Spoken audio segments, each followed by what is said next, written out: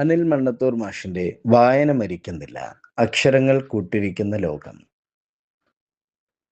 പുസ്തകങ്ങൾ മരിക്കുകയാണോ എന്ന ചോദ്യം പലപ്പോഴും വായനപ്രേമികളുടെ ഹൃദയത്തിൽ ഒരു വിങ്ങലായി ഉയരാറുണ്ട്. ഡിജിറ്റൽ യുഗത്തിന്റെ അതിപ്രസരത്തിൽ കടലാസ് ഗന്ധമുള്ള താളുകൾ വിസ്മൃതിയിലാകുമോ എന്ന ആശങ്ക സ്വാഭാവികം. എന്നാൽ എൻ്റെ അനുഭവങ്ങളിൽ നിന്നും ഞാൻ ഉറപ്പിച്ചു പറയുന്നു, പുസ്തകങ്ങൾ മരിക്കുകയല്ല, മറിച്ച് അവ പുതിയ രൂപങ്ങളിലും ഭാവങ്ങളിലും ജനഹൃദയങ്ങളിൽ ജീവിക്കുകയാണ്. അറിവിൻ്റെ അക്ഷയഖനികളായ പുസ്തകങ്ങൾ ഇന്നും നമ്മോട് സംസാരിച്ചു കൊണ്ടേയിരിക്കുന്നു. പുസ്തക ദിനത്തിൻ്റെ പശ്ചാത്തലം ഏപ്രിൽ 23. ലോക പുസ്തക ദിനമായി നാം ആചരിക്കുമ്പോൾ അത് വെറുമൊരു ആഘോഷമല്ല, മറിച്ച് മാനവികതയുടെ ചരിത്രത്തോടുള്ള ആദരമാണ്. സാഹിത്യ ലോകത്തെ അതികായകന്മാരായ William Shakespeare, Miguel de Cervantes, Garcilaso de la Vega എന്നിവരുടെ ചരമദിനമാണ് ഈ ദിവസം. പ്രത്യേകിച്ചും ഷേക്സ്പിയറെ പോലെ ലോകസാഹിത്യത്തെ സ്വാധീനിച്ച ഒരു പ്രതിഭയുടെ സ്മരണ പുതുക്കുന്നത് വായനയുടെ പ്രാധാന്യം വിളിച്ചോതുന്നു.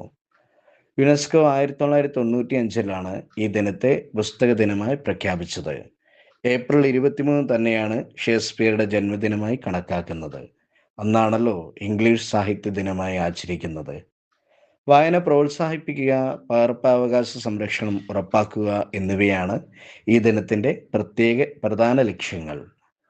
കൈമാറുന്ന അറിവിൻ്റെ വെളിച്ചം എൻ്റെ ഔദ്യോഗിക ജീവിതത്തിൽ നിന്ന് വിരമിക്കുന്ന സന്ദർഭത്തിൽ എൻ്റെ കയ്യിലുണ്ടായിരുന്നതും സമാഹരിച്ചതുമായ പുസ്തകങ്ങൾ ഏതാനും വിദ്യാലയങ്ങളിലെ ലൈബ്രറികൾക്കും നാട്ടിലെ വായനശാലകൾക്കും നൽകാൻ എനിക്ക് സാധിച്ചു. വായനശാല ഭാരവാഹികൾ നിറഞ്ഞ സന്തോഷത്തോടെയാണ് അവ സ്വീകരിച്ചത്. ആ പുസ്തകങ്ങൾ കുട്ടികളിലേക്ക് എത്തുമ്പോൾ പുതിയൊരു തലമുറയുടെ ചിന്തകൾക്ക് അവ ചിറക് നൽകുകയായിരുന്നു. ജന്മദിനങ്ങൾ, മാതാപിതാക്കളുടെ സ്മരണാ ദിനങ്ങൾ, സ്വാതന്ത്ര്യദിനം, ശിശുദിനം തുടങ്ങിയ വിശേഷ അവസരങ്ങളിൽ മധുര പലഹാരങ്ങൾക്കും കളിപ്പാട്ടങ്ങൾക്കും പകരം പുസ്തകങ്ങൾ സമ്മാനമായി നൽകുന്ന രീതി ഇന്ന് പലരും ഏറ്റെടുക്കുന്നുണ്ട്. പ്ലാസ്റ്റിക്കിനോ മറ്റ് ആഡംബര വസ്തുക്കൾക്കോ നൽകാൻ കഴിയാത്ത ഒരു ആത്മബന്ധം പുസ്തകങ്ങൾക്ക് നൽകാൻ സാധിക്കും. സമ്മാനമായി കിട്ടുന്ന ഒരു പുസ്തകം ഒരു വ്യക്തിയുടെ ജീവിതത്തിൻ്റെ ദിശ തന്നെ മാറ്റിയേക്കാം. ഒരു പഴയ നിഘണ്ടു നൽകിയ പാഠം. പുസ്തകങ്ങൾ എങ്ങനെയാണ് ഒരാളെ സ്വാധീനിക്കുന്നത് എന്നതിന് എൻ്റെ ജീവിതത്തിൽ തന്നെ ഒരു ഉദാഹരണമുണ്ട്. ഞാൻ 10ാം ക്ലാസ്സിൽ പഠിക്കുന്ന കാലത്ത് പരീക്ഷയിൽ ഫസ്റ്റ് ക്ലാസ് നേടിയതിന് സ്കൂളിൽ നിന്നും എനിക്ക് സമ്മാനമായി ലഭിച്ചത് ഒരു ഇംഗ്ലീഷ് മലയാളം നിഘണ്ടുവായിരുന്നു. ആ പുസ്തകം വെറും ഒരു നിഘണ്ടുവായിരുന്നില്ല, എൻ്റെ പഠനകാലത്തുടനീളം അതൊരു വഴികാട്ടിയായിരുന്നു. ദീർഘകാലം ആ പുസ്തകം ഞാൻ ഉപയോഗിച്ചു. ഇന്നും ആ സമ്മാനം നൽകിയ പ്രചോദനം എൻ്റെ മനസ്സിൻ്റെ ഏടുകളിലുണ്ട്. കുട്ടികൾക്ക് നൽകുന്ന ഓരോ പുസ്തകവും അതുപോലെ കാലങ്ങളെ അതിജീവിക്കുന്ന അറിവിൻ്റെ വിളക്കായി മാറുന്നു. പുസ്തകങ്ങൾ എന്നും ആവശ്യമാണ്. പുസ്തകങ്ങൾ മരിക്കുകയാണോ എന്ന് ചോദിച്ച പ്രിയപ്പെട്ടവനോട് എനിക്കൊന്നേ പറയാനുള്ളൂ: അക്ഷരങ്ങൾ മരിക്കുന്നില്ല. ഓൺലൈൻ വായനയുടെ കാലത്തും ഒരു പുസ്തകം കയ്യിലെടുത്ത് അതിൻ്റെ മണം ആസ്വദിച്ച് വായിക്കുന്ന സുഖം മറ്റൊന്നിനുമില്ല.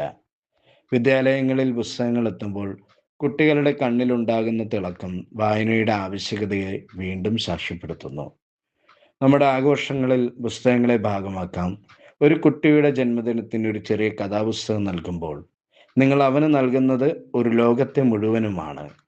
പുതിയ സാങ്കേതിക വിദ്യകൾ വായനയിൽ ലളിതമാക്കിയെങ്കിലും ഒരു ലൈബ്രറിയുടെ ശാന്തതയിലിരുന്ന് അറിവ് നേടുന്നതിൻ്റെ മാധുര്യം ഇന്നും പ്രസക്തമാണ്. ഒരു പുസ്തക ദിനത്തിൽ നമുക്ക് ഉറപ്പിക്കാം, ഓരോ പുസ്തകവും ഒരു നല്ല സുഹൃത്താണ്. വായനയിലൂടെ നമുക്ക് ചിന്തകളെ പുതുക്കാം, അറിവിനെ പങ്കുവയ്ക്കാം. പുസ്തകങ്ങൾ മരിക്കില്ല, അവ വരും തലമുറയുടെ വഴിവിളക്കായി എന്നും പ്രകാശിച്ചു കൊണ്ടേയിരിക്കും. ഭാഷക്കൊള്ളാട്ടോ, വളരെ മനോഹരമായ